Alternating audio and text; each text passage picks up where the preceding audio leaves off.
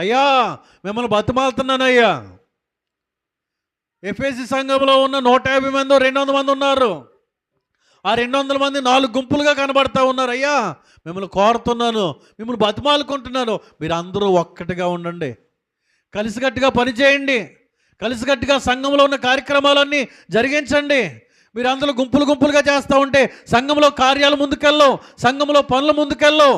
కాబట్టి మీరేం చేయాలంటే సమాధానమను బంధము చేత, ఆత్మ కలిగించు ఐక్యత చేత ఒకరినొకరు సహించుకుంటూ సాత్వికముతో దీర్ఘశాంతముతో నడుచుకోవాలని మిమ్మును బతిమాలుకుంటున్నాను అని పౌలు గారు ఎఫెసీ సంఘానికి చెప్తున్న మాట పరిశుద్ధాత్మ దేవుడు మనకు జ్ఞాపకం చేస్తున్నాడు.